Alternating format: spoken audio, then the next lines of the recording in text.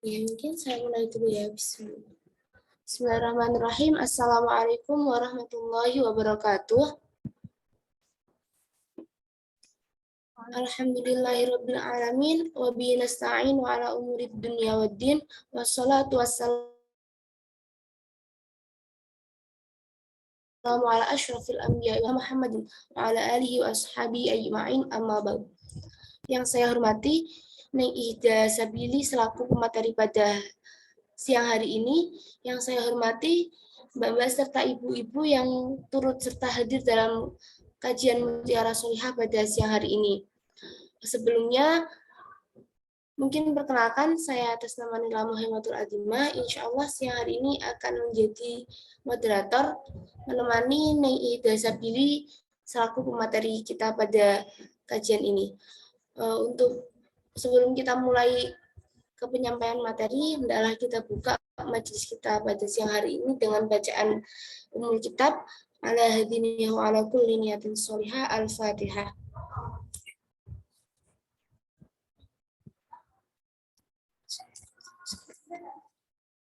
Amin amin ya rabbal alamin. Ya sebelumnya karena Neng Ida Sabili sampun rawuh, sugeng siang Neng. Oke, assalamualaikum. Suara saya sudah terdengar? Oke, sampun jelas Neng. Dari Nengnya sudah siap ya Neng? Sudah. Oke, karena dari Neng Ida Sabili sudah siap, untuk selanjutnya saya serahkan kepada Neng Ida Sabili untuk menyampaikan materi mengenai leadership dalam Islam. Baik. Terima kasih Mbak Nila Muhaimatul. Assalamualaikum warahmatullahi wabarakatuh. Bismillahirrahmanirrahim. Alhamdulillahirabbil alamin wassalatu wassalamu ala asyrofil anbiya'i wal mursalin sayyidina wa maulana Muhammadin wa ala alihi wa sahbihi ajma'in amma ba'du. Pertama, terima kasih atas kepercayaan teman-teman dari Mutiara Solihah kepada kami, kepada saya, untuk berbagi pengalaman atau pengetahuan yang mungkin sudah kita ketahui bersama ya. Pada kesempatan siang hari ini, semoga semuanya dalam keadaan sehat walafiat dalam lindungan Allah Subhanahu wa Ta'ala. Yang kedua, semoga sholawat serta salam senantiasa tak henti meluncur, terlantun dari bibir-bibir kita, dari hati kita, untuk baginda Rasulullah Shallallahu Alaihi Wasallam, dengan harapan kita semua mendapatkan syafaatnya di hari kiamat. Amin ya rabbal alamin. Baik, mbak-mbak, ibu-ibu yang dirahmati Allah, mungkin ini pertama kalinya saya bergabung di majelis ilmu yang luar biasa ini. Beberapa saya mengikuti sebelumnya, tapi sekadar siaran ulang dan juga mungkin hasil ringkasan ya dari mutiara-mutiara solihah sebelumnya. Memang temanya luar biasa ya, temanya sangat daging gitu kata bahasanya anak sekarang. Temanya keren-keren, bagus-bagus, dan insya Allah bermanfaat. Jujur saya baru mendapatkan info mengisi kelas ini baru tadi malam dari Ning Firda, jadi mohon maaf sekali dengan segala keterbatasan saya. Insya Allah kedepannya mungkin bisa lebih banyak lagi persiapannya.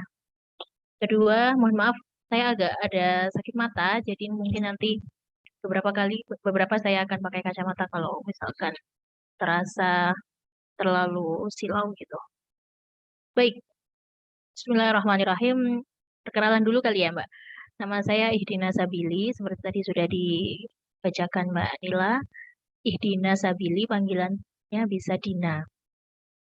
Nah, saya merasa sangat beruntung disambut dalam kajian, dalam majelis yang luar biasa. Karena saya sebenarnya satu alma mater dengan teman-teman di sini. Saya sarjana di ITS dan magister juga di ITS. Alhamdulillah bisa kembali bertemu dengan teman-teman di ITS, gitu ya. Baik, yang ini saya akan sedikit membagikan tentang leadership dalam Islam. Mungkin bisa di next, Mbak. Langsung aja ya, maksudnya santai saja. Kalau misalkan ada yang mau ditanyakan, bisa langsung menghubungi Mbak Nila nanti. Jadi kalau kita mengambil dari kata dasarnya leadership itu berasal dari leader. Leader itu artinya pemimpin. Kalau dari verb one-nya, kata kerja satu, itu lead, pemimpin. Nah, tambahan ship di sini digunakan ketika diterjemahkan itu menjadi suatu kata benda, menjadi noun. Jadi kepemimpinan. Jadi kalau kata kerjanya itu memimpin, subjeknya itu pemimpin, nah statusnya atau suatu, kalau misalkan dia mau dibendakan, dia menjadi kepemimpinan atau ditambahkan ke dan an di situ, yang akhirnya memiliki definisi cerminan dari karakter atau perilaku pemimpin. Jadi tiga hal ini tidak bisa dipisahkan antara kata kerjanya, subjeknya, dan kata bendanya. Jadi ketika seseorang mendapatkan amanah menjadi seorang pemimpin, maka dia harus melakukan hal-hal atau mencerminkan karakter atau perilaku yang sesuai dengan pemimpin itu. Tentunya di samping tugas utamanya sebagai memimpin. Nah, memimpinnya itu yang seperti apa? Itu yang sesuai dengan nilai-nilai leadership yang sudah seharusnya. Kenapa saya memilih topik ini? Jujur, kemarin malam diberi beberapa pilihan oleh Ting Firda terkait tema-tema. Tapi saya memilih tema ini pertama karena saya lahir dari ITS dan saya tahu ITS itu adalah pabrik ya, pabrik dari para pemimpin. Coba kita lihat teman-teman kita yang sekarang di usia 20 tahun. Maka 20 tahun lagi mereka akan menjadi pemimpin dari bangsa kita. Maka alangkah pentingnya hal ini kita ingat, mengingat kita ini perempuan, dan perempuan adalah ibu dari manusia, ibu dari bangsa. Jadi kita punya tanggung jawab lebih untuk mempersiapkan kepemimpinan ini. Tadi lanjut, Mbak. Nah, leadership atau kepemimpinan itu tidak akan bisa lepas dari tujuan utamanya ya. Jadi apa sih sebenarnya tujuannya ada pemimpin? Ketika ada sekumpulan manusia, iya next, nggak apa-apa Mbak, di next aja. Ketika ada sekumpulan manusia, maka otomatis secara lahiriah, secara manusiawi, akan muncul salah satu tokoh atau salah satu manusia dari perkumpulan itu yang akan menonjol. Itu memang sifat dasar manusia. Hanya saja bagaimana dia mengarahkan, bagaimana dia bisa menggiring kelompoknya menuju hal yang baik atau yang sebaliknya. Nah, itu sebenarnya tujuan utama dari pemimpin. Kenapa manusia butuh pemimpin, gitu ya. Ini ada beberapa definisi dari pakar, karena saya merasa sebagai seorang eh, apa ya, seorang yang ilmiah ya. Maksudnya saya paham tentang ilmu, saya harus bertanggung jawab dengan apa yang saya sampaikan. Jadi saya akan menggarisbawahi beberapa pendapat dari pakar sebelumnya. Menurut Wahyu Sumijo, kepemimpinan itu sifat tertentu seorang pemimpin. Jadi ada kepribadiannya, ada kemampuannya, dan kesanggupannya. Kemudian, kata Mujiono dalam satu penelitiannya, pemimpin itu lebih kepada pengaruh. Nanti yang akan kita bahas, pemimpin itu adalah pengaruh sebenarnya pada siapa salah satu dari sekelompok orang yang bisa membawa pengaruh, memberi dan membawa pengaruh. Yang ketiga dari Fiedler, dia mengatakan bahwa kepemimpinan atau leadership adalah pola hubungan. Nah, tentunya pengaruh itu diawali dari hubungan dulu. Jadi ada interaksi yang nanti akhirnya menimbulkan pengaruh. Interaksinya itu apakah positif atau negatif, apakah dominan atau resesif, itu tergantung dengan pola hubungannya. Pola hubungan antara individu-individu yang menggunakan wewenang dan pengaruhnya terhadap kelompok orang agar bekerja sama. demi tercapainya tujuan. Nah, ini tadi yang saya bacakan di atas. Jadi kalau ada sekelompok orang berkumpul itu pasti ada tujuannya. Entah itu hanya ngerumpi, entah itu hanya mau janjian mau makan, kita makan di mana nih, misalkan kayak gitu. Atau tujuan-tujuan yang memang sengaja, memang disengaja, memang dipersiapkan. Misalkan teman-teman dari Ormawa, organisasi mahasiswa, berkumpul untuk rapat membahas program kerja misalkan. Misalkan teman-teman dosen berkumpul untuk apa? Untuk membahas RPP. Itu sekumpulan orang dan pastinya sekumpulan orang itu butuh satu orang yang menjadi leader atau menjadi pemimpin. Nah, orang itu tadi diharapkan orang yang bisa memberi pengaruh baik tentunya. Dan yang terakhir dari Siagan, kemampuan seorang dalam menjabat suatu posisi sebagai pemimpin, sebagai atau pimpinan dalam mempengaruhi orang lain. Khususnya untuk tim kerja demi tercapainya tujuannya tadi. Jadi intinya leadership itu adalah pengaruh. Yang tadi dari komunikasi, interaksi, timbullah pengaruh. Apakah pengaruh positif atau negatif, apakah dominan atau resesif. Tentunya pemimpin yang ideal adalah pemimpin yang memberikan pengaruh positif dan dominan. Gitu. Next. Kalau misalkan di tataran mahasiswa itu yang biasanya kita tahu itu ada pelatihan kepemimpinan, itu pasti ada ya. Bahkan sejak siswa kan anak-anak sudah ada. Kenapa ada pramuka, kenapa ada LDK dan lain sebagainya itu sebenarnya semuanya mengarah kepada pelatihan kepemimpinan. Kalau di mahasiswa yang saya tahu, yang saya ingat di ITS itu keterampilan manajemen itu ya, latihan keterampilan manajemen mahasiswa itu. Nah, jadi intinya pengaruh yang diharapkan itu adalah pengaruhnya.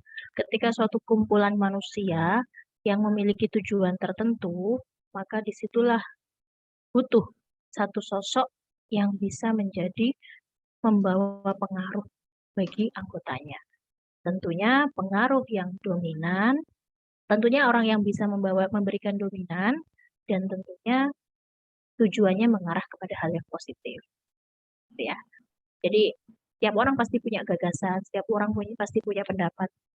Tetapi ketika dalam satu kumpulan manusia yang banyak, lebih dari 2 orang, maka butuh satu orang untuk memancing, mengeluarkan masing-masing dari semua gagasan orang yang ada di sana. Gitu, next. Nah, sekarang kita lebih spesifik. Sebenarnya ada nggak sih Islam itu ngatur leadership? Ada dong. Jadi kalau misalkan di dalam hadisnya, itu dalam hadis surat Al-Quran, ayat Al-Quran, jadi di dalam surat Al-Hajj ayat 40 Bismillahirrahmanirrahim. Alladzina immakkannahum arqum shalah wa atau zakah wa amaru bil ma'ruf wa nahaw 'anil munkar. Walillahi. Nah, ada perintah dari Allah, orang-orang yang jika kami beri ketujuan mencegah yang kemungkaran itu tidak menunggu Pak Ustadz, tidak menunggu Pak Kiai, justru yang punya kewajiban untuk menyuruh berbuat baik, mengajak kepada kebaikan, itu justru pertama dari pemimpinnya mereka. Jadi kalau sudah yang ngajak itu pemimpinnya, kalau dia dicintai sama rakyat, dicintai sama umat, insya Allah akan lebih baik.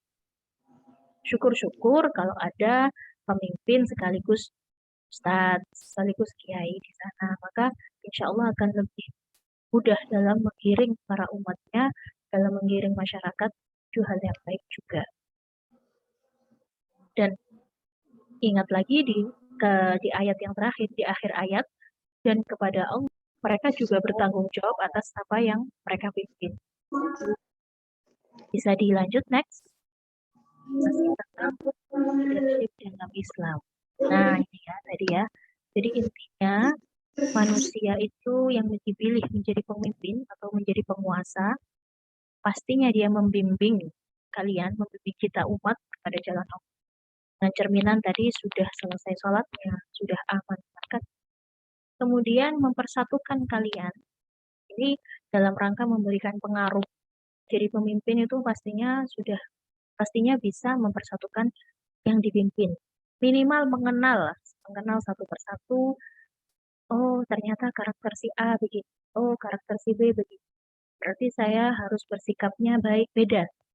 Kalau menghadapi si member atau si anggota yang A, belum tentu sama dengan menghadapi yang lain. Ini kalau misalkan skalanya organisasi, masih skala kecil, atau misalkan ketua kelas, atau di satu jurusan, atau di satu perusahaan.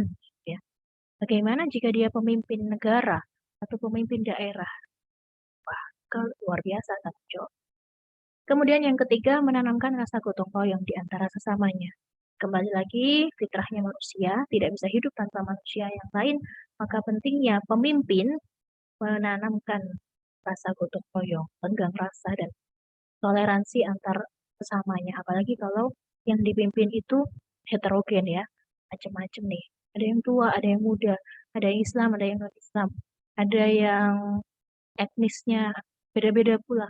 Nah, itu yang harus kita perhatikan lagi, yang harus menjadi perhatian lebih bagi pemimpin. Dan yang keempat, yang terpenting adalah amaru bil ma'ruf wa nahi 'anil munkar tadi, memberikan petunjuk kepada kita, masyarakatnya, kepada yang dipimpin, kepada apa? Kepada jalan yang lurus. Karena itulah gunanya. Sebenarnya tujuan utama dari segala kepemimpinan, tujuan utama dari segala kumpulan itu sebenarnya harus dikaitkan kepada garis bawahi akhirat. Meskipun yang di sini terlihat perkumpulan buruh, misalkan, atau perkumpulan guru, perkumpulan dosen, atau yang lain sebagainya, harus sebenarnya landasan umumnya tidak perlu harus dituliskan di dalam apa namanya undang-undangnya, nggak harus dituliskan dalam latar belakangnya, harus semuanya dilandaskan atas agama atau tujuan utamanya kepada Allah. Kalau memang itu perkumpulannya dari orang-orang yang bisa kita ajak bekerja sama atau memiliki tujuan yang sama ke sana. Oke. Jadi kewajiban kita sebagai kalau menjadi penguasa, kalau jadi pemimpin, ya kita harus memimpin dengan baik, dengan cara-cara, dengan tujuan utama yang kewajiban empat ini. Dan ketika kita menjadi yang dipimpin, itu juga penting. Menjadi yang dipimpin pun kita harus taat kepada pemimpin. Tidak hanya lahiriah saja, tapi juga batiniah. Jadi tidak hanya luarnya, di depannya aja sudah sok bagus, hormat-hormat, tapi di belakangnya ngomong-ngomongin fitnah. Nah, Oke, next. Berikutnya, ini yang versi Rasulullah. Rasulullah itu juga mengingatkan dalam sebuah hadis bahwa jadi setiap kalian, setiap kita ini manusia adalah pemimpin. Dan setiap pemimpin ini akan dimintai pertanggungjawaban atas ini. Setiap kalian.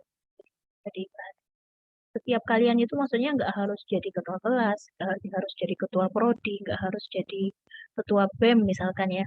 Tapi kita sendiri masing-masing ini individu itu sudah jadi pemimpin bagi diri kita.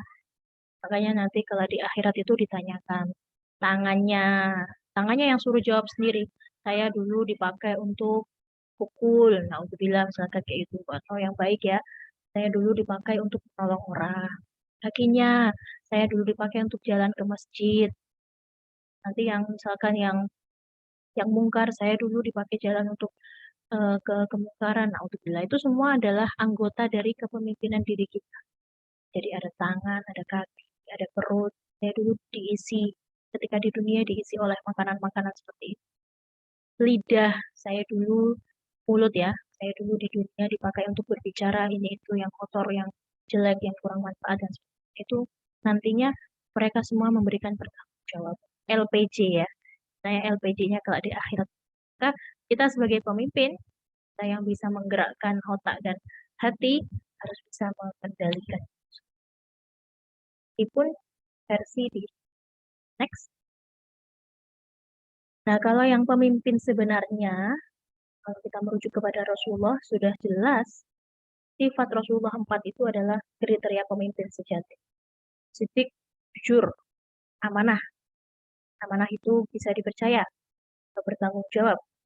Ketiga, tablik, menyampaikan. Jadi pemimpin harus disampaikan, ada apapun disampaikan. Ada rakyatnya yang salah harus ditegur. Ada rakyatnya yang menyimpang harus diberikan hukuman dan sebagainya. Itu namanya. Dan yang terakhir orang yang cerdas, orang yang memimpin haruslah cerdas.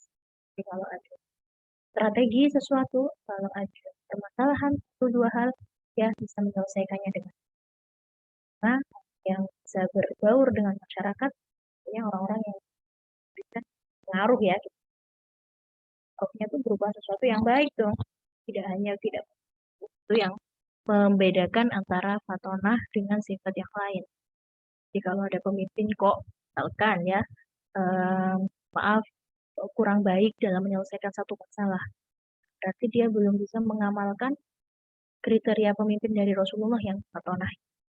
Karena nanti akan berpengaruh pada yang apakah masalah menjadi selesai, apakah organisasi mereka menjadi berkembang atau tidak, itu bergantung pada kepemimpinan. Oke, next. Karena Rasulullah itu sudah tidak diragukan lagi ya, teman-teman, kepemimpinannya. Beliau itu pemimpin umat, jelas. Pemimpin Nabi dan Rasul, itu beliau Nabi terakhir, tapi beliaulah pemimpin dari segala Nabi dan Rasul. Jadi sebelum bumi, manusia, bumi dan seisinya semuanya diciptakan, itu Allah terlebih dahulu menciptakan nurnya Nabi Muhammad. Itulah kenapa Nabi Muhammad menjadi pemimpin dari Nabi dan Rasul, bahkan umat seluruh. Dari zaman Nabi Adam sampai kepada zaman terakhir, umat terakhirnya Nabi Muhammad. Gitu. Pemimpin negara pada saat itu, pada saat kepemimpinan Rasulullah, Rasulullah tidak hanya memimpin umat, tapi juga memimpin sebagai negara. Artinya di sini secara politik, secara hukum, semuanya Kanjeng Nabi atau Rasulullah lah yang memimpin. Makanya tidak heran dalam cerita-cerita para sahabat ketika mendapatkan masalah. Tidak hanya masalah agama. Ekonomi juga larinya ke Kanjeng. Kemudian sosial larinya ke Kanjeng Nabi. Pendidikan larinya ke Kanjeng Nabi. Pokoknya Kanjeng Nabi itu rujukan dari segala permasalahan. Nah, gitu ya. Di zaman tersebut, di zamannya para sahabat. Pemimpin keluarga sudah pasti. Beliau punya istri, punya putra-putri yang beliau pimpin dengan luar biasa, penuh dengan teladan. Beliau bisa menyayangi anak cucunya dengan luar biasa. Beliau menghormati istrinya dengan segala kedudukan yang tertinggi. Beliau menyayangi para sahabatnya, keluarganya, paman dan paman-pamannya yang meskipun beberapa dari mereka menolak Kanjeng Nabi, tapi Kanjeng Nabi tetap memuliakan mereka, hormati mereka. Sudah otomatis lah kalau mau cari teladan pemimpin nomor satu harus Rasulullah. Ya. Kemudian pemimpin sholat. Jadi 5 waktu di zaman Rasulullah bisa dipastikan kalau beliau selama beliau tidak gerah, selama beliau tidak sakit, bisa dipastikan imamnya pasti Rasulullah. Dan pemimpin perang.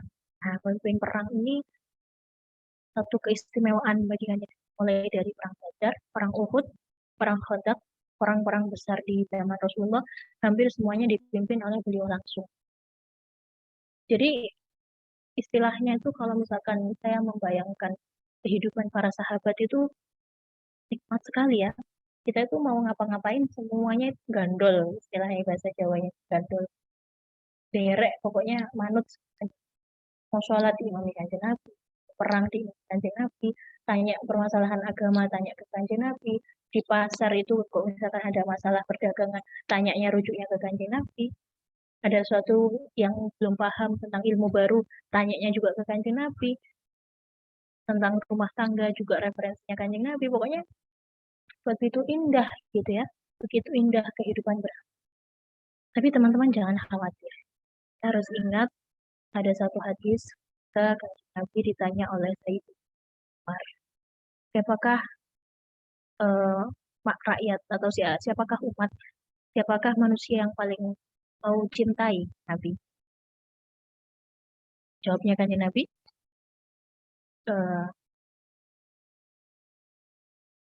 oh bukan, maksudnya Kanjeng Nabi ingin mengetes Sayyidina Umar dulu, kan?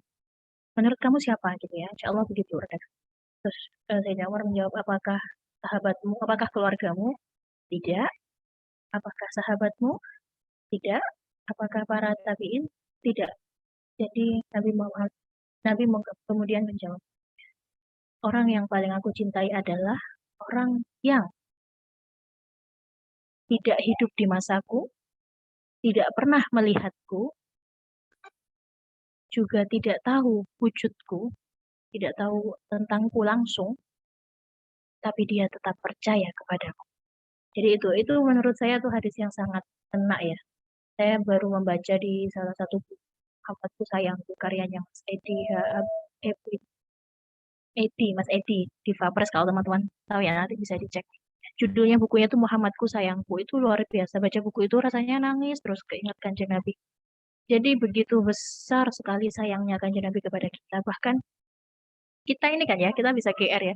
Kita ini adalah umat yang jauh dari masanya Kanjeng Nabi. Tapi kita insya Allah diberi pemahaman untuk mencintai beliau, untuk mempercayailah. Pertama iman dulu ya. Iman kepada beliau, kemudian patuh kepada ajaran beliau, kemudian mencintai, merindukan beliau. Nah itulah umat yang sejatinya beliau cintai. Bismillahirrahmanirrahim. Semoga kita bisa menjadi umat yang beliau cintai. Amin. Next. Kemudian selain Rasulullah sendiri adalah pemimpin sejati, beliau juga melahirkan di masa itu para pemimpin dari para sahabat. Yang jelas kita kenal 4 khalifah itu, Sayyidina Abu Bakar, Sayyidina Umar, Sayyidina Utsman, Sayyidina Ali. Dan beberapa panglima perang yang beliau delegasikan, ada Khalid bin Walid, ada Usama bin Zaid, dan lain sebagainya. Itu banyak sekali. Teman-teman bisa membaca ceritanya lebih banyak lagi. Karena sebaik-baik cerita adalah ceritanya Kanjeng Nabi ya. Dan sebaik-baik kisah legenda itu adalah cerita-cerita para sahabat, para keluarga, keluarganya Kanjeng Nabi, yang tentunya bisa memberikan kita manfaat dan suri tauladan. Sudah ini masing-masing ceritanya akan banyak sekali bagi mereka. Gayanya pun masing-masing. Abu Bakar dengan kewibawaannya, Umar bin Khattab dengan ketegasannya dan kedisiplinannya, Utsman bin Affan dengan kedermawanannya, Ali bin Abi Thalib dengan ilmunya yang luar biasa, kecerdasan. Jadi kita lihat dari empat sahabat terdekat saja lah, itu sudah kelihatan banget bahwa pemimpin pun punya ciri khas masing-masing dan tidak ada yang salah. Semua pasti punya kebaikan. Apakah ketika dipimpin Abu Bakar lebih baik dari Umar, Utsman, Ali? Belum tentu. Ataupun sebaliknya, ciri khasnya kayak kita lah ya. Kita itu Indonesia ya, kita lihat Indonesia. Bagaimana ketika dipimpin Bung Karno, bagaimana ketika dipimpin Bung apa namanya Pak Pak Insya Allah Soeharto, bagaimana Pak Soeharto, bagaimana ketika dipimpin Pak Habibie misalkan ya, dengan masing-masing kelebihannya yang harus kita banggakan. Next. Nah, sekarang kita masuk pada perempuan. Uh, ini tinggal beberapa slide saja. Saya ingin menekankan kepada teman-teman perempuan semua di sini bahwa perempuan juga bisa mungkin, bahkan lebih baik mungkin dari pemimpin yang laki-laki. Tapi tujuan kita tidak di situ. Tujuan kita tidak menjadi unggul dari mereka. Tapi tujuan kita adalah untuk menjadi baik dari versi diri kita sendiri.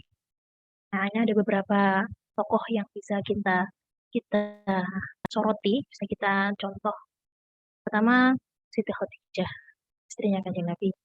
Kemudian kedua, putrinya Kanjeng Nabi, Siti Fatimah. Kemudian istrinya Kanjeng Nabi setelah Khadijah wafat, ada Siti Aisyah, ada Nusaibah binti Ka'ab. Nusaibah binti Ka'ab, Sayyidatina Nusaibah binti Ka'ab ini panglima perang di masa Kanjeng Nabi. Beliau yang beberapa kali diutus sebagai pemimpin perang karena ketegasannya yang luar biasa, keberaniannya dalam menguasai medan perang. Kemudian ada Sayyidina Hafsah binti Umar, putrinya Sayyidina Umar yang menjadi istrinya Kanjeng Nabi. Ini juga memiliki kepemimpinan yang luar biasa. Beliau juga salah satu tokoh keluarga Kanjeng Nabi yang cerdas.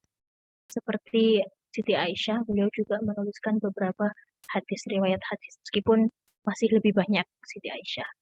Kemudian ada Siti Fatimah Al-Fihri. Fatimah Al-Fihri ini memang masanya sudah tidak pada masanya Kanjeng Nabi, sudah beberapa abad setelahnya, tapi kecerdasan dan keberanian yang luar biasa sehingga beliau menciptakan atau mendirikan universitas. Tertulisnya di beliau itu dari Maroko. Jadi teman-teman bisa cek lebih jauh ya. Fatimah Al-Fihri, keberaniannya, ketegasannya, dan ke apa ya, pokoknya kedisiplinannya dalam menjalani hidup sendiri sehingga maksudnya hidupnya beliau sendiri itu sudah penuh dengan teladan. Makanya beliau bisa memberikan pengaruh yang baik kepada lingkungannya. Sampai begitu cintanya beliau kepada pendidikan, beliau menciptakan atau mendirikan sebuah universitas di tahun itu ya, di abad masih. Kemudian yang akhir-akhir ini mungkin teman-teman mulai mendengar ada Siti Sukainah. Dia adalah cicit, kalau bahasa Jawa apa ya, buyut. Buyutnya Kanjeng Nabi, Sukainah binti Husain bin Ali bin Kanjeng Nabi, binti Fatimah bin Rasulullah ya. Jadi beliau adalah salah satu cicit Kanjeng Nabi yang memiliki kecerdasan yang luar biasa dan keberaniannya dalam merombak kebudayaan, merombak patriarki pada zaman itu. Mungkin teman-teman yang punya konsentrasi di feminis mungkin sudah mulai kenal, bisa diperdalam lagi. Saya nggak akan berbicara panjang di sini. Tapi yang pasti dari 7 perempuan yang namanya saya tuliskan di sini, kita bisa mengambil contoh nyata tentang bahwa perempuan itu bisa dan pengaruhnya luar biasa. Next. Nah, kepemimpinan perempuan dalam Islam, terutama yang bisa kita terapkan pada zaman sekarang itu ini ya, yang samping kiri ini yang poinnya, caranya yang samping kanan. Jadi kalau mau jadi pemimpin perempuan, cerdas, amanah, punya strategi dan inovasi. Ini hampir sama dengan 4 karakter yang tadi dari sifatnya Rasulullah. Tapi ini lebih detail ya, lebih jelas, lebih bisa diaplikasikan pada masa sekarang. Jadi perempuan yang cerdas yang bisa menjadi pemimpin. Perempuan yang amanah yang bisa menjaga amanah. Kemudian perempuan yang punya strategi dalam hal apapun. Mungkin sekarang kita nggak ada perang, tapi kepemimpinan sendiri itu juga butuh strategi. Bagaimana supaya programnya bisa berjalan dengan baik. Bagaimana bisa mensejahterakan orang-orang yang dipimpinnya. Ini pemimpin dalam hal apapun ya. Kita bisa breakdown dari berbagai lini. Kemudian yang terakhir inovasi. Nah, inovasi itu satu kewajiban di masa sekarang. Kalau orang nggak mau berinovasi, orang nggak mau bergerak, maka dia akan mati.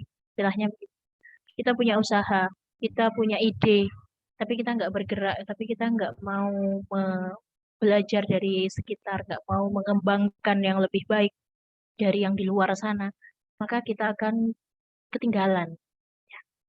Nah, caranya untuk bisa menjadi berstatus tempat ini, kita harus tekun belajar. Tekun belajar kuncinya mendengar, membaca, dan membuka mata ya dari apapun. Kemudian bertanggung jawab. Jadi orang yang bertanggung jawab itu sekarang agak susah ya. Contoh sederhana di sosial media. Betapa mudah jari-jari kita itu mengetikkan kata-kata yang mungkin kita tidak sadar secara akal, tidak sadar secara perasaan itu akan melukai. Nah, orang yang bertanggung jawab tentunya tidak seperti itu. Orang yang bertanggung jawab yang bisa mempertanggungjawabkan apapun yang dia lakukan, yang dia ucapkan, yang dia tuliskan, yang dia lakukan, itu semuanya harus dia bertanggung jawab. Tentunya sebelum berbuat, dia harus memikirkan jauh. Nanti kalau aku ngomong gini, manfaat nggak ya? Kalau aku ngetik gini, penting nggak ya? Kira-kira kalau aku nulis gini, dia yang punya akun ini marah nggak ya? Dia sakit hati nggak ya? Itu harus dipikirkan selalu, teman-teman. Itu saya sendiri sudah mengalami, maksudnya juga mempraktekkan kepada adik-adik, kepada teman-teman, bahwa dalam bersikap itu harus dipikir dulu. Kalau aku ngomong gini ke temanku, dia sakit hati nggak ya? Kalau dia ngomong gini ke guruku, pantas nggak ya? Sopan nggak ya? Itu yang anak-anak sekarang sepertinya masih kurang ditekankan. Yang ketiga ada daya sosial. Sepinter apapun, sehebat apapun kita dalam belajar, tapi kalau dari daya sosial kita masih rendah, ya mohon maaf ya, belum bisa lah jadi pemimpin. Kalau sosial itu gimana sih? Sosial tuh bisa ngerti. Oh, ini di sekelilingku ada yang perlu diperbaiki. Oh, ini temanku perlu ditolong. Oh, tetanggaku butuh bantuan. Oh, apa namanya? Lingkunganku ini sepertinya butuh sesuatu yang harus mendapatkan sentuhan dari birokrasi di atasnya misalkan. Nah, kalau jadi pemimpin harus peka, harus daya sosialnya di situ, harus peka. Dan yang terakhir kreativitas tadi, kreativitas itu untuk mendukung inovasi tadi. Nah, saya tahu kalau kampus ITS itu kan kampus inovasi gitu katanya ya. Jadi kreativitasnya nggak boleh mati dong. Next,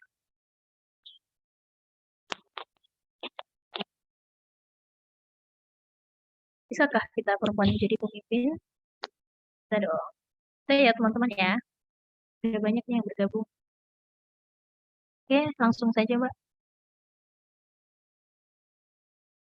Kalau stigma masyarakat yang sering kita dengar, yang masih masyarakat patriarki itu, perempuan itu biasanya dimenangkan sama perasaannya.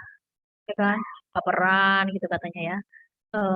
Ngambekan, terus apa lagi nangisan, biasanya ya. Tapi kalau misalkan teman-teman di kampus teknologi ini sepertinya sudah jauh lebih tahan banting lah, insya Allah.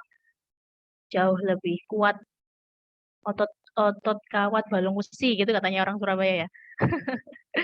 Jadi jadi cewek pun nggak boleh lemah gitu, nggak boleh dikit-dikit melempem, dikit-dikit marah, dikit-dikit mogok gitu ya. Ya kita sama-sama lah ya, sama-sama membangun perempuan berdaya. Ya, next. Ini harus kita hilangkan. Nah, kalau perempuan yang berdaya itu perempuan yang bisa menyeimbangkan antara logika dan perasaan. Perempuan yang bisa menyetarakan atau menempatkan pada posisi masing-masing, di mana kita lebih mengedepankan emosi, di mana kita harus menggunakan akal, itu harus tahu porsi dan tempatnya masing-masing. Tidak karena temannya ini yang ada masalah, ini temanku dulu teman dekat tapi sekarang gak deket lagi gara-gara A, B, C, terus dia hilang gitu aja misalkan. Nah itu jangan sampai kayak gitu. Jadi kalau perempuan yang berdaya, tadi saya bilang yang sudah selesai dengan diri, jadi dia harus bisa menyeimbangkan antara perasaan dan logikanya. Disitulah baru kalau dia sudah selesai dengan dirinya sendiri, dia sudah berdaya, barulah berikutnya dia bisa memberikan pengaruh pada lingkungannya, pada orang-orang yang dia pimpin, kepada orang-orang yang dia kepada orang-orang yang membutuhkan dia gitu ya. Oke, next. Nah, sekian dari saya. Mungkin mohon maaf sekali kalau misalkan masih banyak kekurangan. Mohon mohon masukannya. Mungkin teman-teman bisa sharing pengalamannya tentang jadi pemimpin atau tentang pemimpin yang teman-teman tidak pernah tahu, terutama pemimpin perempuan, pemimpin muslimah. Tuh. Mungkin itu dulu Mbak Nila. Ya, terima kasih Neng Idina atas penyampaiannya. Ya, penyampaian sangat menarik ya mengenai leadership dalam Islam. Tadi juga disinggung beberapa mengenai kriteria pemimpin dan juga kalau dari saya tadi tertarik dengan statement dari Neng Idina bahwa kita perempuan sebagai pemimpin itu bukan untuk menjadi atau mengungguli laki-laki, tapi untuk meraih versi terbaik dari kita. Menurut saya itu kalimat yang cukup menggugah buat kita semua. Mungkin saya kembalikan ke teman-teman sekalian, bagi yang ingin bertanya bisa menggunakan fitur raise hand atau mungkin bisa menggunakan fitur chat, jadi nanti bisa saya bacakan. Monggo, mumpung ada ahlinya. Saya mau tanya, Nji. Dari Mbak Vika. Nji, Mbak. Yang mau saya tanyakan itu gimana gini? Ketika pengen jadi pemimpin tapi dirinya sendiri itu belum selesai gitu. Maksudnya itu kayak misalnya dalam hal kedisiplinan itu sangat sulit sekali apa sangat sulit sekali apalagi saya agak istilahnya kalau saya itu sering sering telat, sering banget kadang nggak ikut rapat, sering telat gitu. Lah bagaimana caranya kita itu pengen berubah gitu nih, pengen berubah menjadi lebih baik lagi. Cuma kadang ada aja godaannya. Tapi kalau saya sih selalu menghargai diri saya sendiri meskipun saya lumayan agak telat, tapi setidaknya saya tidak separah dulu lah gitu. Itu gimana nih? Oke, bisa langsung saya jawab ya, Mbak Nila. Oke, monggo nih. Terima kasih Mbak Vita pertanyaannya. Mungkin ini suatu keresahan tidak hanya Mbak Vita ya, tapi kita bersama mungkin teman-teman yang mungkin masih belum bisa menghargai waktu dengan baik. Mungkin saya pribadi juga beberapa kali masih seperti itu sebenarnya.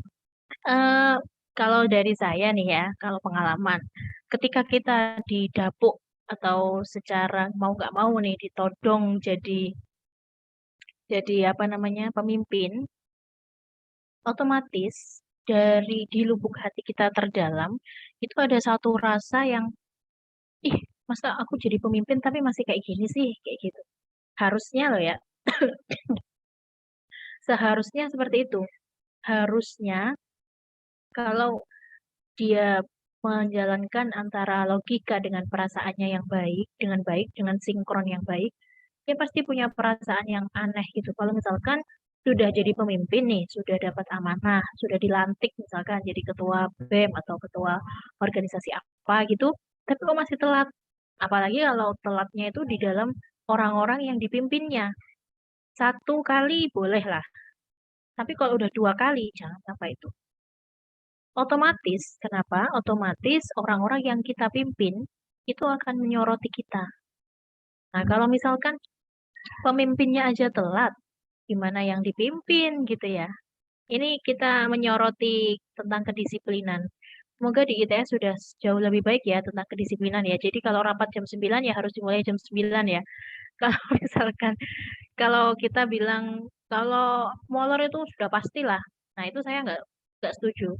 Beberapa kali kalau misalkan kita bikin rundown panitia ya, panitia sebuah acara gitu. Rundown biasanya gini, eh, apa namanya?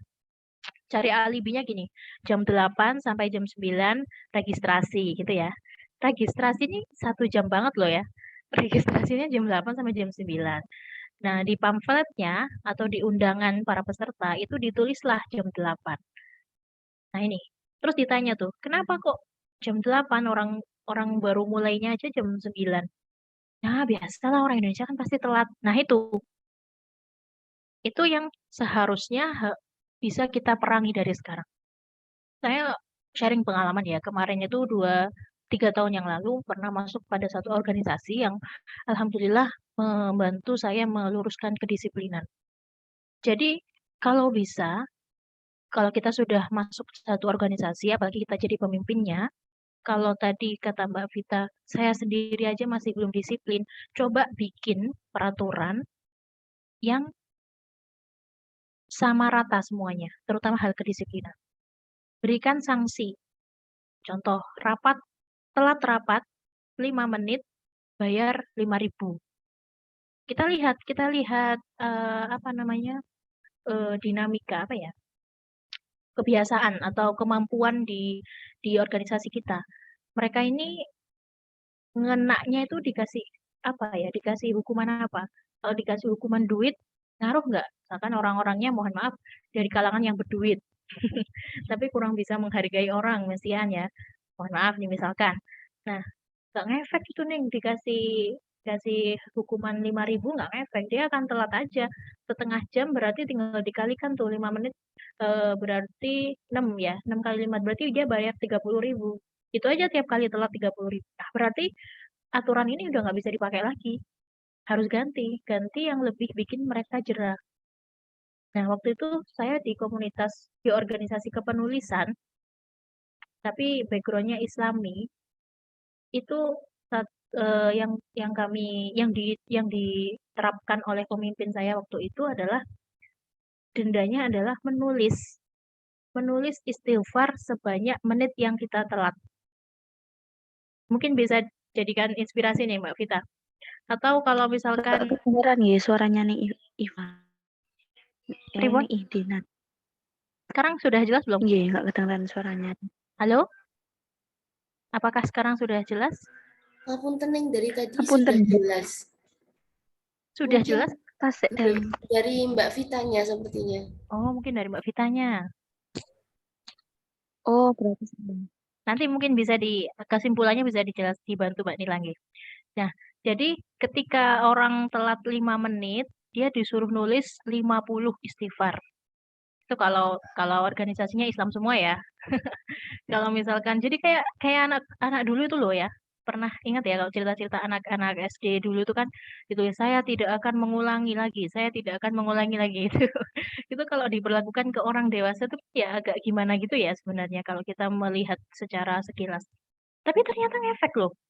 Ada 1-2 orang yang kebiasaan terlambatnya itu juara banget, giliran dikasih aturan kayak gitu, dia jadi agak mikir-mikir tuh mau telat lagi. Pertama dia nggak ada waktu buat nulis istighfar, kedua dia sadar lah akhirnya kalau telat itu memang nggak baik kayak gitu.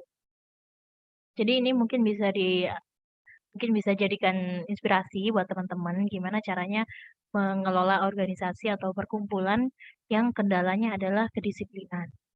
Kalau memang rapat jam 9 itu pasti banyak yang telat, ya jangan jam 9. Bikin jam 10. Tapi kita sebagai pemimpin harus bisa konsekuensi dengan apa yang kita ucapkan. Rapat jam 10, kita jam setengah 10 harus sudah datang. Gitu. Memang itu sulit ya teman-teman. Saya pribadi juga merasakan membangun kebiasaan baik itu memang sulit. Sulit sekali. Apalagi kalau kita sudah dicap gitu ya, hari ini telatan. Ya wes, itu sulit sekali melawan itu. Tapi sulit bukan berarti tidak bisa. Oh ya, Mbak Vitanya udah balik. Sulit itu tidak berarti tidak bisa. Bisa diusahakan.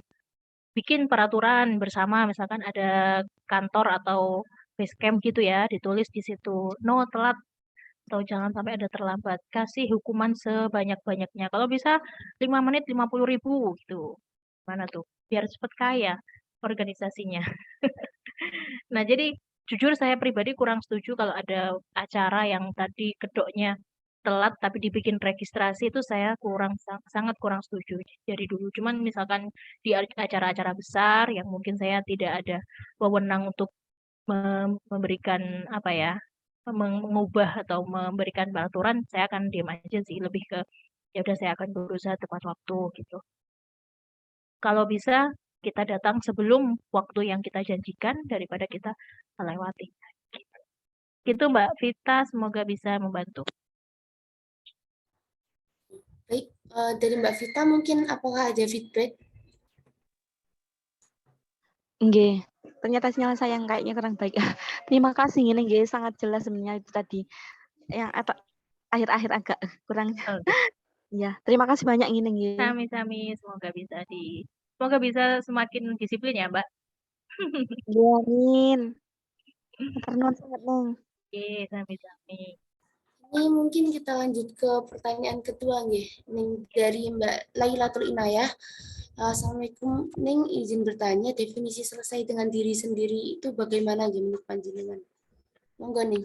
Nah ini, selesai dengan diri sendiri itu kan belakangan ini agak sering terdengar ya kalau teman-teman mengikuti konten-konten self development, konten psikologi kekinian itu ya.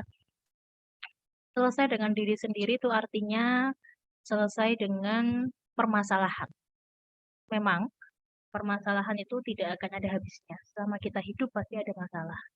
Tapi yang dimaksud dengan selesai adalah ketika kita menghadapi satu masalah, kita sudah tahu nih caranya menyelesaikan, bukan menyelesaikan masalahnya, caranya menghadapi. Contoh ya, masalah itu apa sih yang paling berat? Kehilangan, makanya kehilangan apapun, apa kehilangan orang atau kehilangan barang yang berharga terutama. Nah, kalau misalkan kita belum tahu caranya mengatasi kehilangan itu seperti apa, belajar.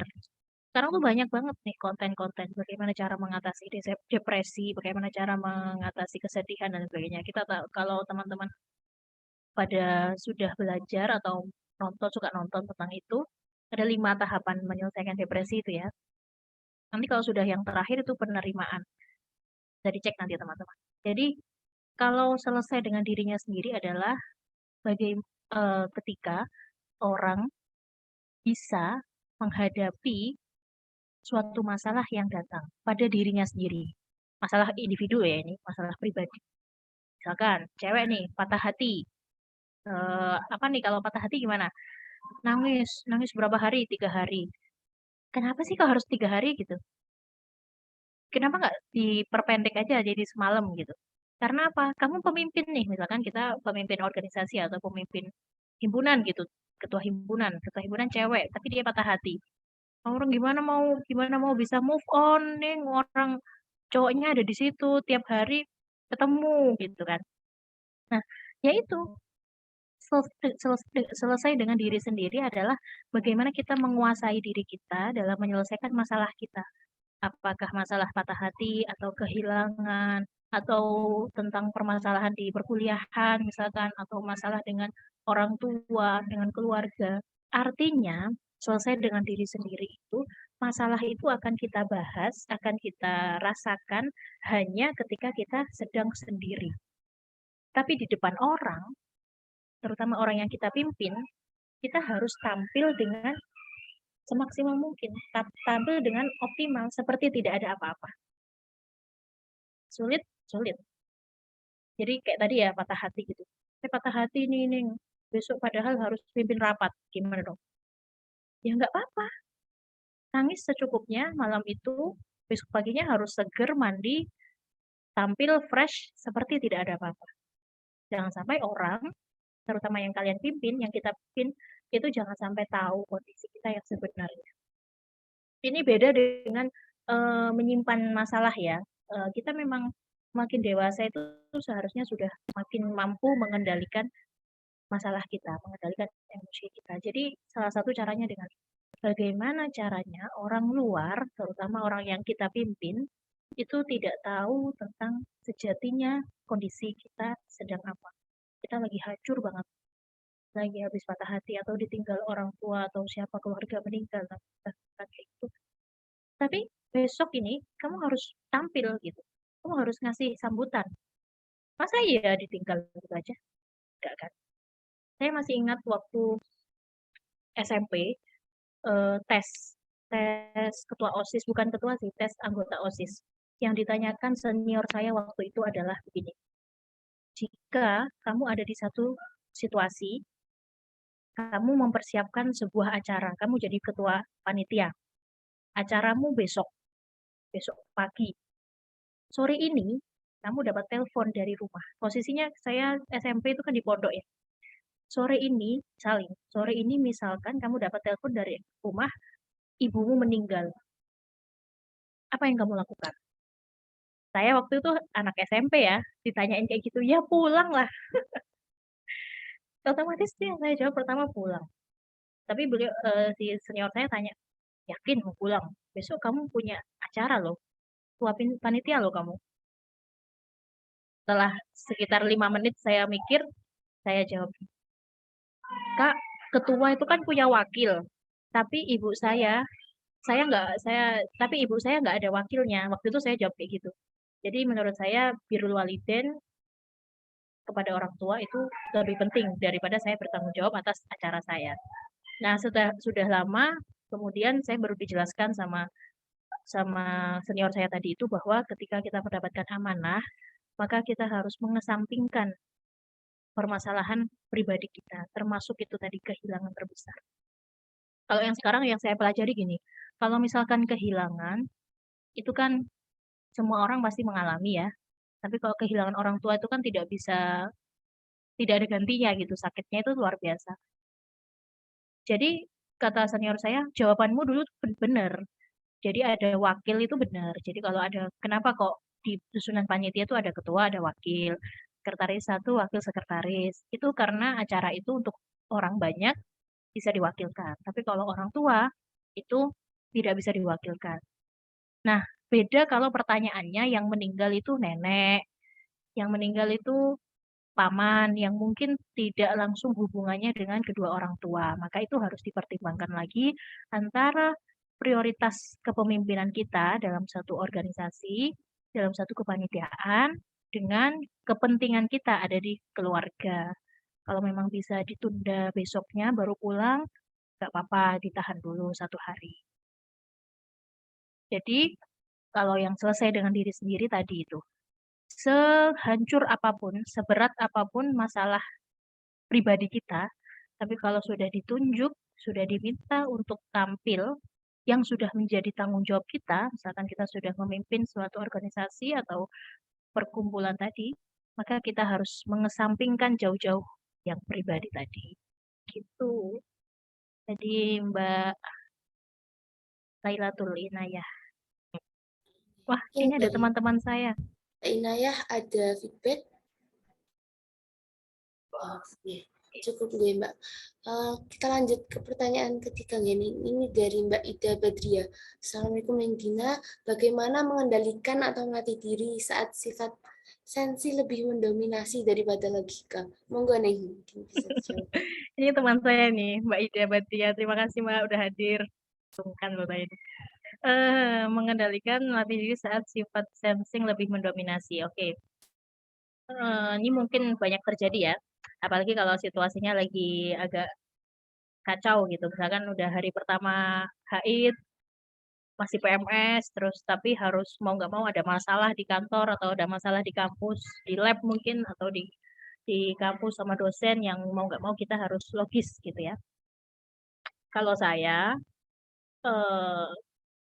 duduk dulu, tenangin dulu, tenangin diri entah itu 5 menit, 10 menit gitu, tarik nafas. Kalau lagi nggak puasa coba minum, dipikir lagi, diatur skala prioritas. Jadi misalkan nih, urgensitas kita yang membutuhkan logika itu lebih penting dan mendesak. Maka kita harus menghilangkan sensing tadi, menghilangkan gak enak hati tadi, atau lagi gak mood misalkan ya gitu ya. Sensing tadi saya terjemahkan mungkin lagi gak mood. Itu harus dikesampingkan dulu, diredam baik-baik dengan cara memikirkan konsekuensi. Nah, contoh misalkan yang tadi butuh logika ya. Ini waktu deadline udah kurang 2 jam. Terus tiba-tiba diputusin cowoknya nih. Tapi deadline UAS atau deadline tugasnya udah kurang 2 jam. Terus kita nggak ngerjain gitu gara-gara patah hati. Kan nggak bisa kayak gitu. Nanti aja ditahan. Apa namanya? Sedihnya ditahan setelah 2 jam lagi ya. Sekarang dibuang dulu itu, sensingnya dibuang. Caranya tadi itu, dipikir konsekuensinya. Kalau aku nggak kelar UASnya ini, aku bakal dapat nilai C. Atau kalau aku nggak bisa ngumpulin sebelum 2 jam ini, kalau aku ngumpulinnya lewat, aku harus ngulang mata kuliah ini. Misalkan kayak gitu. Atau kalau di perusahaan, kalau aku nggak kelar 2 jam ini, aku bakal dipecat. Pikirin itunya, pikirin konsekuensinya. Itu yang lebih ampuh supaya kita lebih bisa mengendalikan diri, mendahulukan akal, mendahulukan logika daripada perasaan. Yang lebih sering lagi tuh kalau misalkan kita berhubungan dengan orang lain ya, ya kayak tadi tuh ya patah hati, atau ada masalah sama teman, bertengkar nih, kita bertengkar sama teman, bertengkarnya bisa langsung atau lewat chat. Tapi di satu saat kita dipanggil dosen, mau disuruh presentasi tugas, atau dipanggil atasan kerja, ada proyek yang harus dihandle sekarang. Ya sudah, itu temannya ditinggalin aja. Apalagi kalau cuma lewat chat, udah tinggal nggak usah dibalas gitu aja. Dan nanti kalau nggak dibalas, kiranya kita yang salah kayak gitu. Nanti bisa dijelaskan. Ya. Kalau setahu saya, serumit apapun permasalahan, tapi kalau masih dengan manusia, insya Allah bisa diselesaikan. Baik itu orang tua, baik itu saudara, baik itu keluarga, baik itu guru, ya guru atau dosen atau atasan, serumit apapun pasti bisa diselesaikan. Tapi kalau sudah masalah kita sama Allah itu nggak bisa diselesaikan kalau nggak kita bertaubat. Jadi intinya ketika kita ada masalah, tapi di satu sisi ada tanggung jawab yang harus diselesaikan, Maka kita ingat konsekuensi dari meninggalkan tanggung jawab tadi, supaya kita membunuh atau menutup sementara rasa bapernya tadi atau perasaannya tadi itu ditangguhkan ya, istilahnya gitu ya. Emosinya atau perasaannya ditangguhkan, kita pentingkan yang butuh logika dulu. Itu Mbak Ida Badria, semoga saya juga masih sama-sama belajar, Mbak Badria. Saya mau menyapa teman-teman saya juga yang lainnya, ada Mbak Hikmah. Mbak Hikmah udah keluar. Ada Neng Nufis. Neng Nufis, terima kasih ya. Gitu Mbak Nila. Ya, Neng, terima kasih jawabannya. Mungkin saya kembalikan kepada Mbak Ida, apakah juga ada feedback? Oh, nggih, cukup nggih, Mbak. Ini karena juga waktunya sudah mepet, mungkin satu pertanyaan terakhir bagi teman-teman dan juga Mbak-Mbak yang ada pertanyaan, monggo bisa bertanya, bisa raise hand untuk menanyakan apa yang mengganjal atau mungkin juga bisa lewat fitur room chat-nya, jadi nanti bisa dibacakan. Monggo Mbak-Mbak, mumpung masih ada satu kesempatan lagi. Dan Sharing bersama juga bisa Mbak. Misalkan Iya. ada cerita apa gitu, kita bagi-bagi sama-sama belajar ya.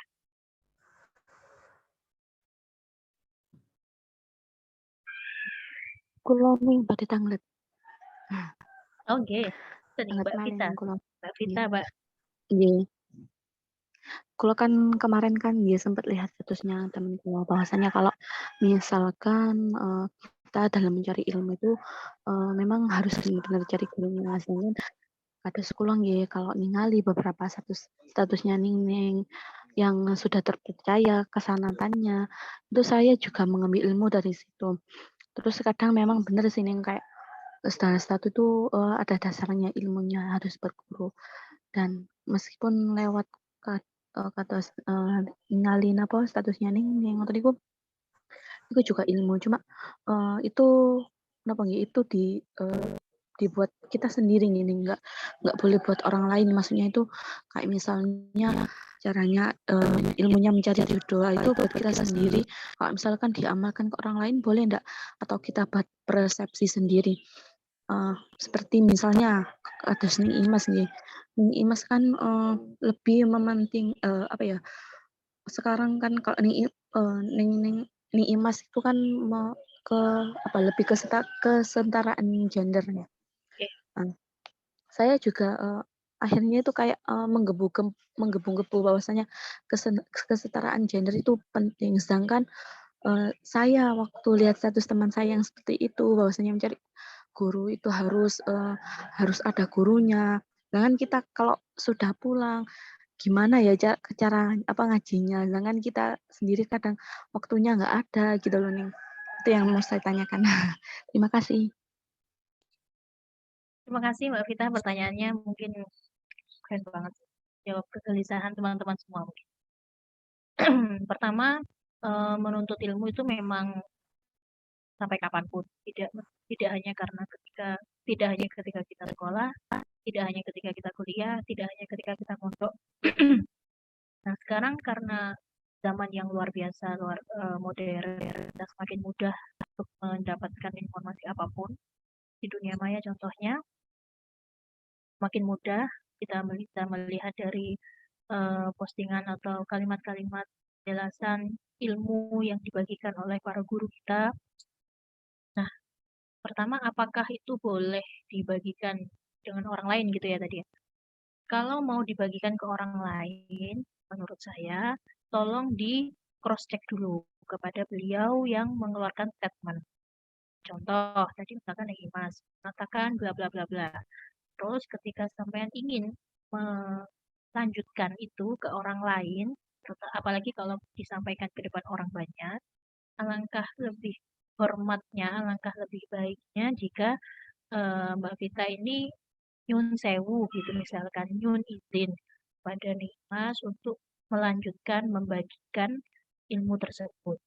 Itu salah satu dari etika kita belajar. Makanya sama seperti kita mengerjakan skripsi, paper, disertasi, jurnal, tesis itu kan kenapa kita harus citasi?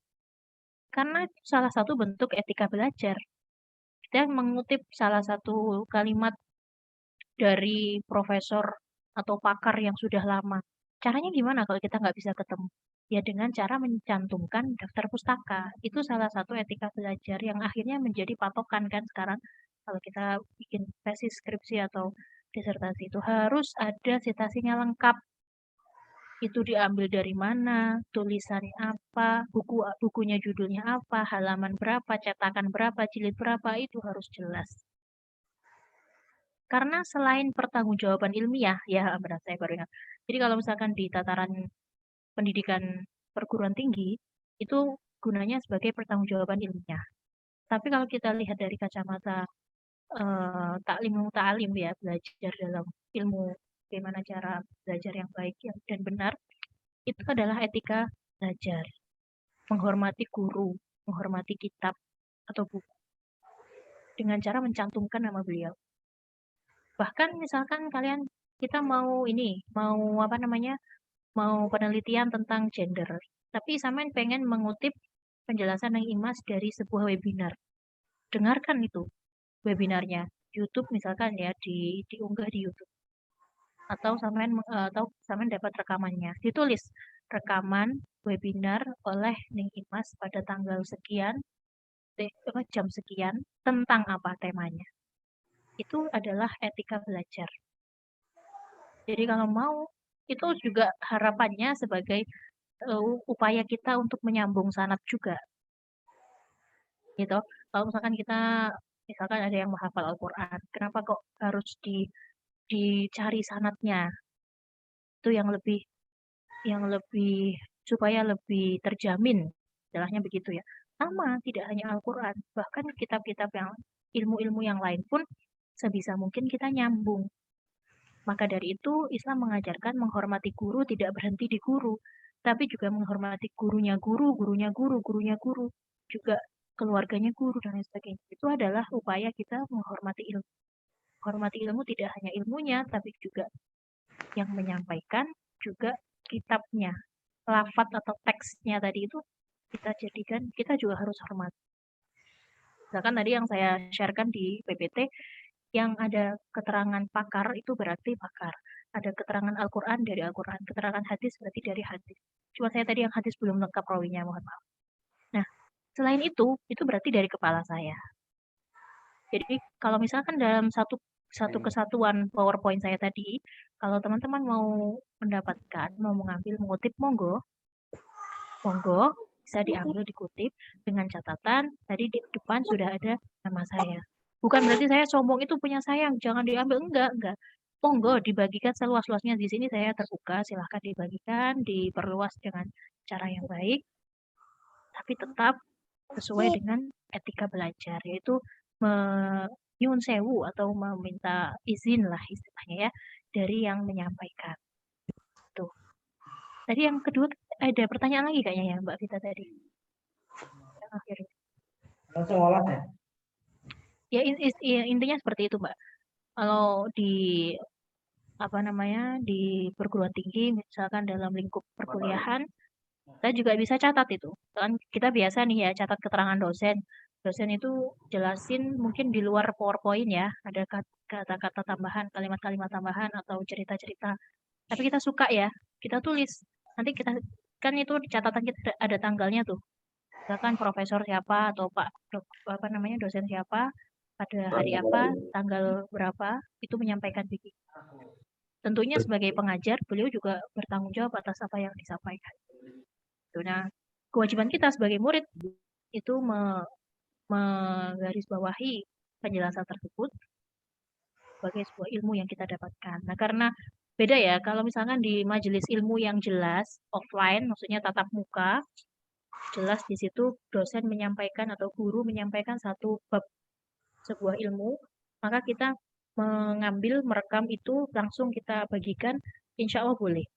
Tapi kalau yang ditanyakan Mbak Vita tadi seperti unggahan-unggahan di sosial media, seperti quote-quote-nya Ning-Ning, guru-guru kita, Gus-Gus, para kiai kita yang alhamdulillah sudah gencar berdakwah di sosial media, kita kembalikan kepada kebiasaan beliau.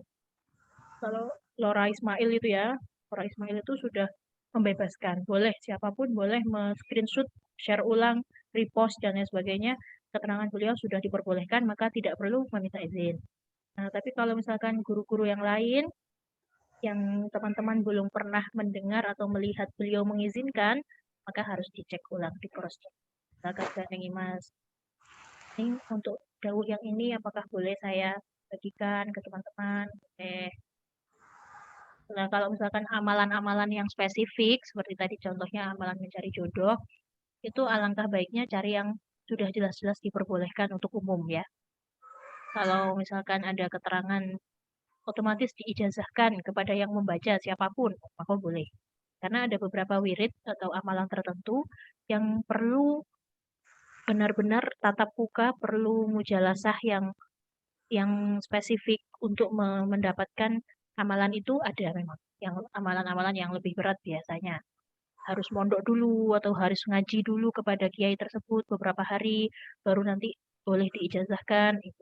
Tapi kalau yang sudah banyak beredar di sosial media, itu insya Allah boleh. Kalau memang teman-teman sudah pernah tahu atau sudah pernah melihat beliaunya memperbolehkan.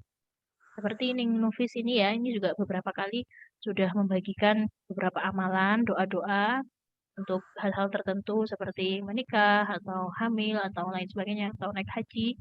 Itu sudah dibagikan di sosial medianya, sudah ditaruh di highlight, itu berarti insya Allah sudah boleh.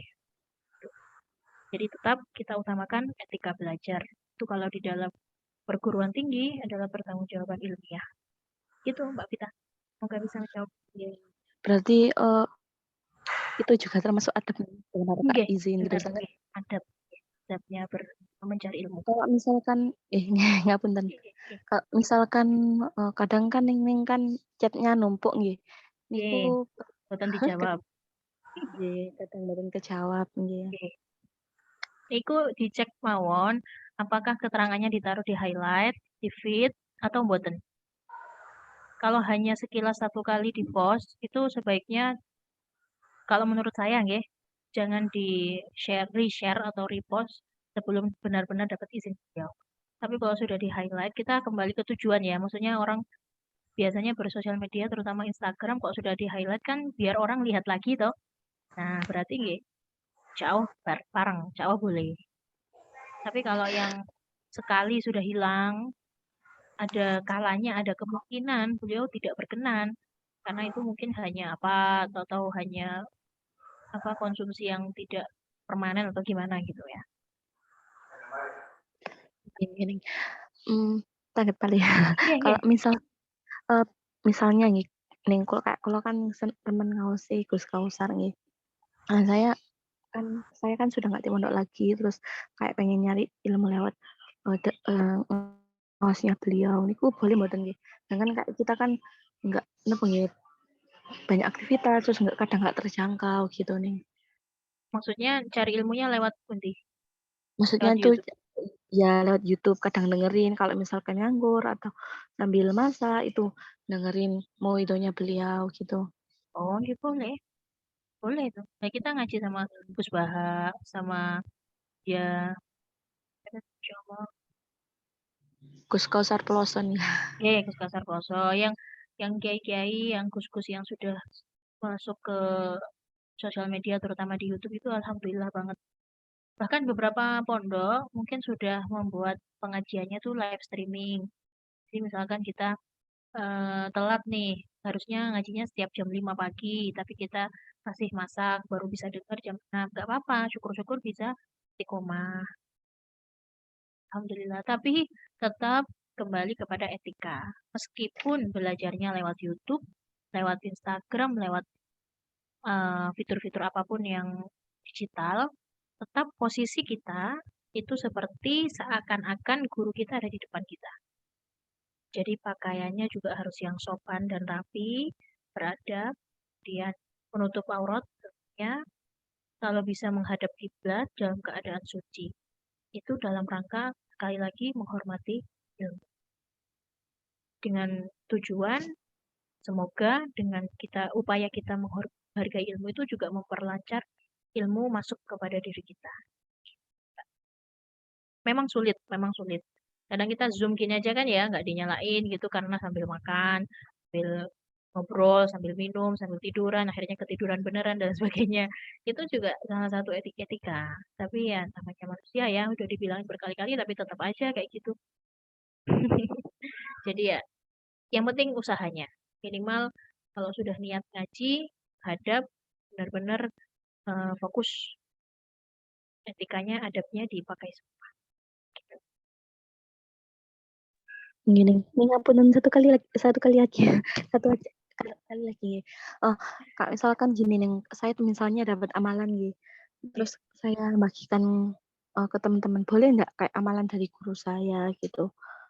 Misalnya doa agar misalnya diberi petunjuk, doa agar itu boleh buatan nggih. Berarti minta Kayak gitu. izinnya ke gurunya. Karena tergantung, Mbak, kembali kepada Oh, masing-masing. berarti harus izin. Oke. Kita pastikan dulu apakah amalan tersebut boleh dibagikan ke orang lain.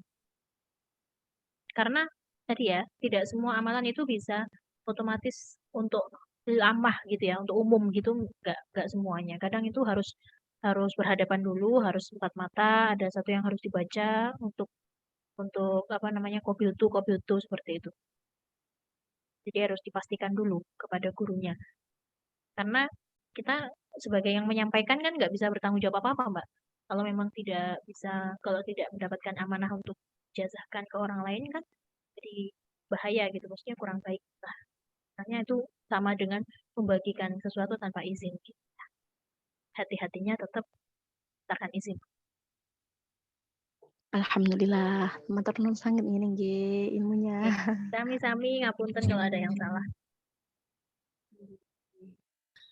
Ya, karena ini waktunya juga sudah menunjukkan 12.36, sudah melewati batas biasanya nggih, tapi nggih enggak apa. Matur nuwun kepada Ning Idina Sapili yang sampun memberikan banyak ilmu untuk kita, dan Sami-sami. juga terima kasih atas teman-teman dan mbak-mbak atas partisipasinya. Mungkin sebelum saya tutup, saya minta dari Ning Idina mungkin bisa menyampaikan closing statement-nya. Monggo Ning. Oke. Apa ya closing statement-nya saya juga. Kuncinya 3. Saya punya 3 kunci. Triple key. 3 kunci untuk menjadi pemimpin. Yang pertama adalah komitmen. Yang kedua, konsisten. Yang ketiga, kreativitas. Pemimpin masa kini itu harus punya 3. Komitmennya kuat, tanggung jawab, kemudian konsisten, istiqomah. Nah, konsisten itu istiqomah. Dan yang ketiga, kreativitas. Selama kita bisa menjaga 3 ini, insya Allah kita bisa. Itu aja. Semoga kita semua bisa menjadi pemimpin yang terbaik untuk diri kita sendiri, terutama, dan khususnya kepada orang-orang di sekitar lingkungan yang menjadi amanah kita. Karena kelak setiap pemimpin akan dimintai pertanggungjawaban. Demikian dari saya. Mohon maaf apabila ada salah kata atau salah perbuatan. Wabillahi hidayah, Wassalamualaikum warahmatullahi wabarakatuh. Waalaikumsalam warahmatullahi wabarakatuh. Ya, sekali lagi saya sampaikan terima kasih kepada Ning Idina, kepada teman-teman dan juga mbak-mbak sekalian. Saya ucapkan juga terima kasih karena sudah hadir dalam kajian Mutiara Sholiah pada siang hari ini. Untuk kajian Mutiara Sholiah selanjutnya, insya Allah setiap Jumat akan ada, dan juga ada di grup yang mana linknya digunakan teman-teman untuk join ke sini. Ya, demikian dari saya. Apabila ada kurang lebihnya sebagai moderator, saya mohon maaf. Wassalamualaikum warahmatullahi wabarakatuh. Waalaikumsalam. Terima kasih Mbak semua.